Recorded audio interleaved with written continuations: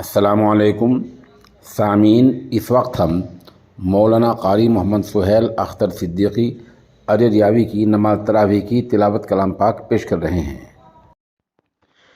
अल्हम्दुलिल्लाहि रब्बिल आलमीन अर्रहमानिर रहीम मालिकि यौमिद्दीन इय्याका नअबुदु व इय्याका नस्तईन इहदिनस सिरातल मुस्तक़ीम सिरातल लज़ीना अनअमता अलैहिम गैरिल मग़्दूबि अलैहिम वलद्दाल्लीन।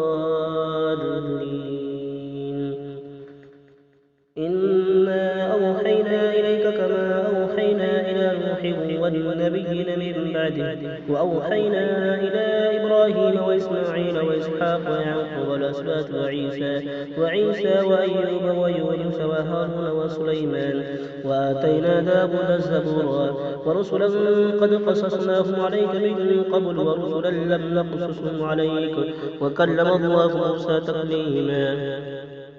رسلا مبشرين ومنذرين لئلا يكون للناس على الله حجة بعد الرسل وكان الله عزيزا حكيما. لكن الله يشهد بما أنزل إليك أنزله بعلمه والملائكة يشهدون وكفى بالله شهيدا. إن الذين كفروا وصدوا عن سبيل الله قد ضلوا ضلالا بعيدا.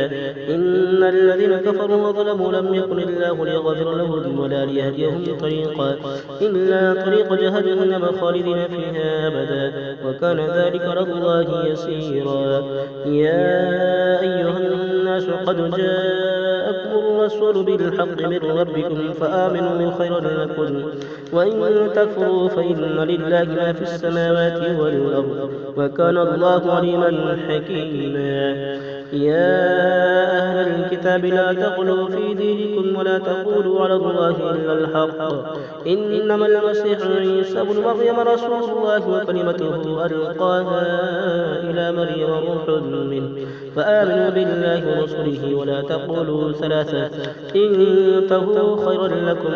إنما الله إله واحد سبحانه أن يكون له ولد له ما في السماوات وما في الأرض وكفى بالله وكيلا.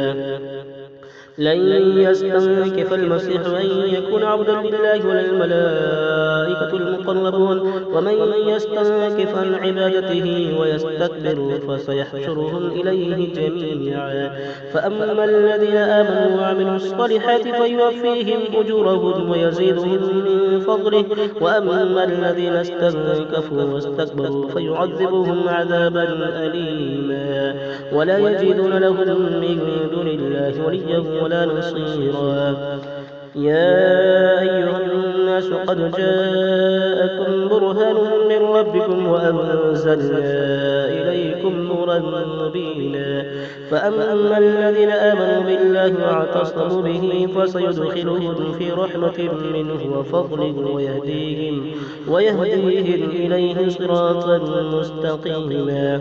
يستفتونك قل الله يفتيكم في الكلالة إن امرؤ هلك ليس له ولد وله أخت فلها نصف ما ترك وهو يرثها إن لم يكن لها ولد فإن كانت اثنتين فلهما الثلثان مما ترك وإن كانوا إخوة رجالا ونساء فللذكر مثل حظ الأنثيين.